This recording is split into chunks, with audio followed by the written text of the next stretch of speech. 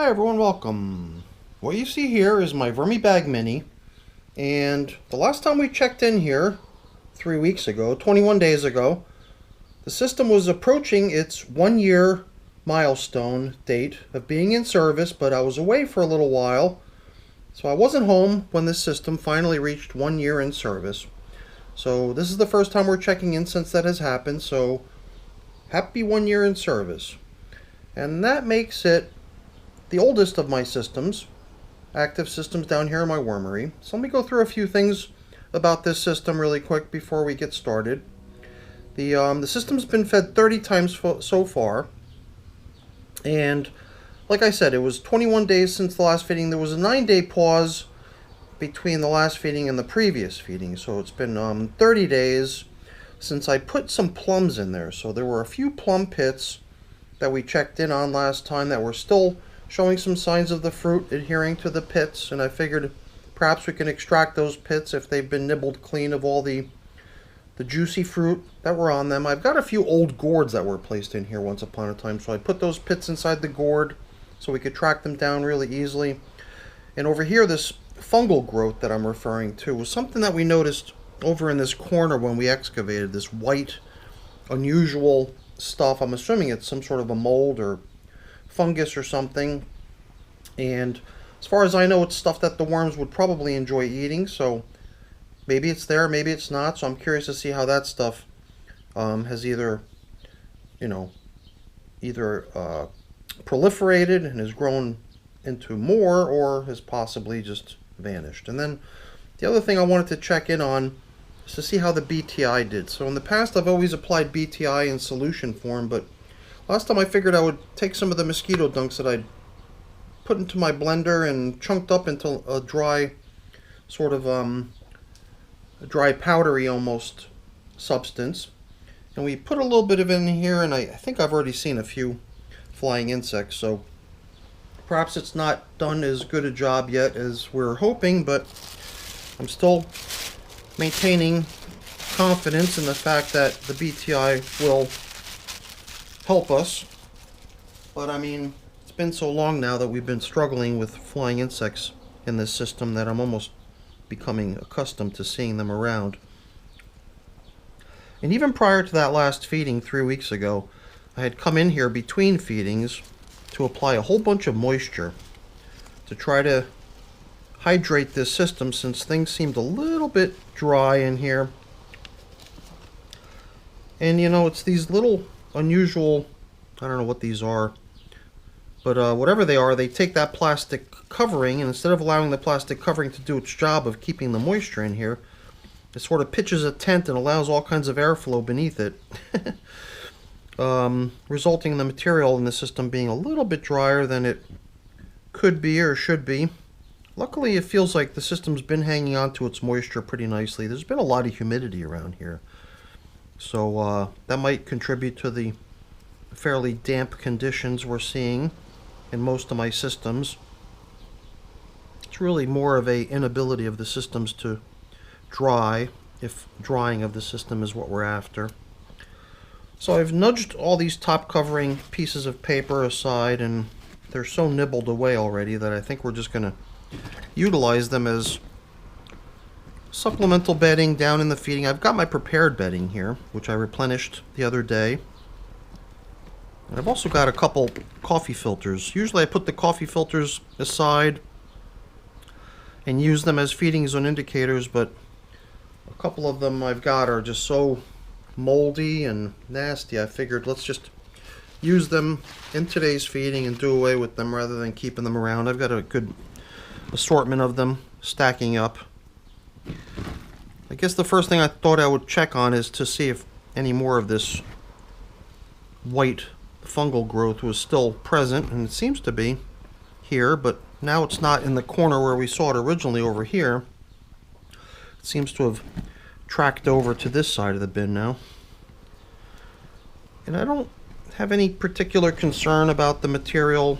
I think it's okay, I think the worms will eventually do away with it and treat it as a food substance. So I'm not sweating it, but I'm still thinking it might be a good idea to at least keep tabs on it and make sure it's not growing out of control and becoming a haywire sort of situation. And as I continue to circle around the system, I find myself encountering less and less of it, so it did seem to be sort of focused over there. Let's continue this check on the material going around and around. Luckily, I'm feeling a good bit of moisture as I probe down, and that's something that we were hoping to achieve in the system. I was getting feedback from the viewers suggesting that perhaps I had let the material in the system become a bit overly dry. So I feel like the moisture levels are pretty nice in here right now, so I'm not feeling the need to apply more moisture at the present time. So even though I've got my water bottle right here on standby, ready to go, should we wish to apply some, I think we're gonna just skip doing that. So I'm now gonna kind of probe down into the feeding area in the hopes that I can find the gourd. Here it is. So the gourd had snapped into two pieces. So there was this sort of outer lobe, this piece right here, that had fallen off the main part of the object. I'm not even sure, it might have been like hanging something like this. The basic shape of the thing. So down here within the gourd is where we're probably going to find the pits of the plums, which I had hoped to collect and remove during today's check-in. And I believe I've located all three. And there's a couple worms hanging out here.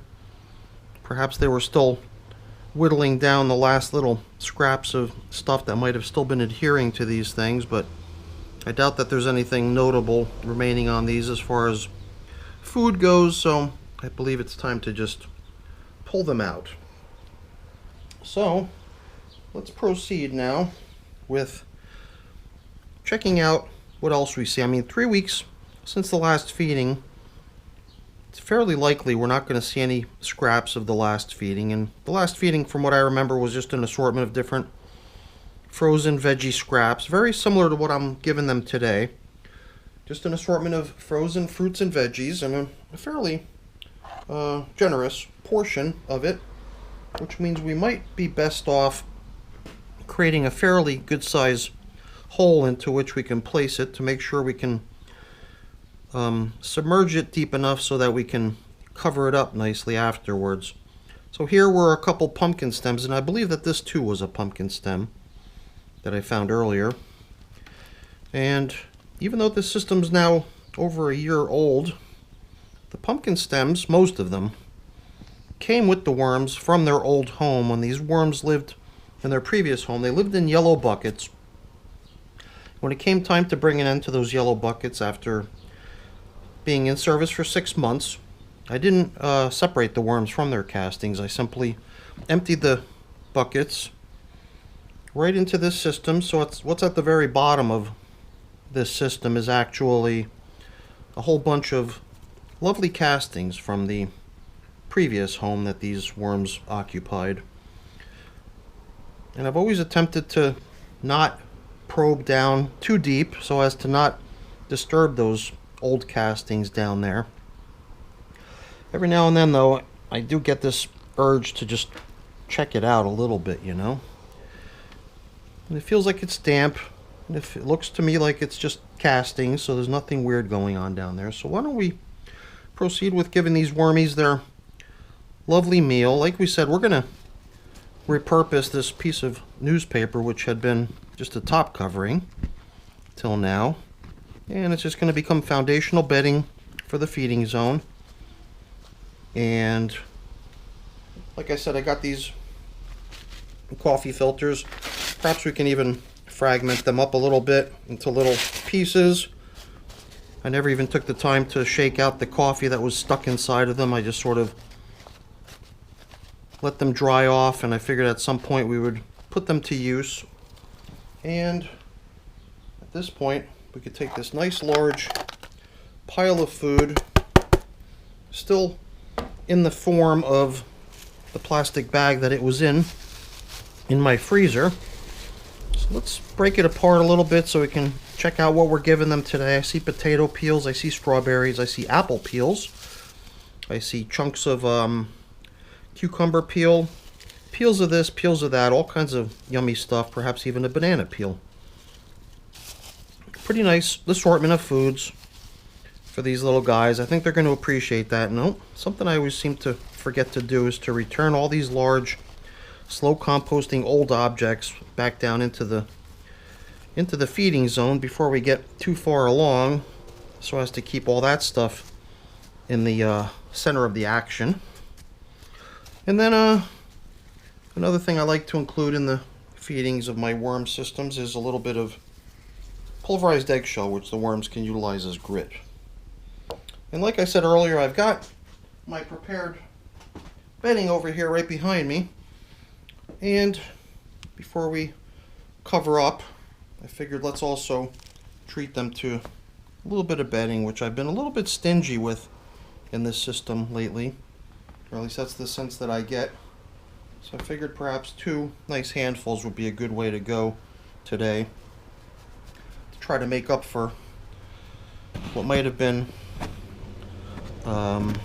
somewhat deficient applications of bedding in the recent past. So all that bedding material doesn't need to get covered up so much. It's more about covering the foods, I think. And you know, it's pretty interesting, this system here.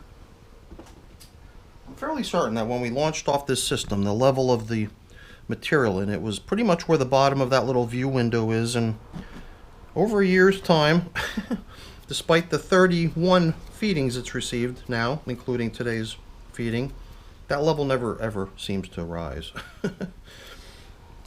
That too might just be an evidence of, you know, me being a little bit stingy with the bedding. Perhaps I should be more generous. So I think I still saw a little bit of flying insect activity down here. So I thought I would continue on with the application of the crushed mosquito bits, mosquito dunks in this case actually. And it does feel to me like what we've just sprinkled in here now is quite possibly about twice what they got last time. And even though I saw a couple flying insects, I must admit, I didn't really see many, which was kind of refreshing and nice to see. And I held on to one of these really moldy coffee filters so that we can apply it right over here in the middle, as we do sometimes in some of my systems, to indicate where we last fed. And now this system, even though it normally doesn't get a feeding zone indicator, now has a feeding zone indicator. So back on can come the plastic, which I'm sure once it has a chance for those little seedlings to start sprouting again in here, will get lifted up and allow the material under it to start getting a little bit of air and allow it to get a little bit dry. But for the most part, this thing's been doing a pretty nice job keeping things under itself nice and moist and comfortable for the worms, which hopefully also results in a good bit of traffic on the surface, which I think we've been seeing. Clear evidence of that was that piece of top covering newspaper being nibbled away for the most part. So that brings us to the end of today's check-in with the now 360? No, not 360, 380. Where did I put my my information board? 380-day-old red wiggler system living here in the VermiBag Mini. Gosh, less than 3 weeks away from hitting 400 days of age. And no signs of stopping either, because I think this system's just going to keep going. Last time I ran this system, I ran it for 700 days. So 400 really isn't even a scratch. Well, it's a pretty good sized scratch, but doesn't even approach 700 days. Alright everyone, that's it for the video. Hopefully you enjoyed it. If you did, as always, please don't forget to leave me a quick thumbs up before you go. That's always really appreciated. And if you haven't done so already, please also consider subscribing to the channel. That's very much appreciated as well. Alright everyone, have a great day. Thanks for watching. Bye now.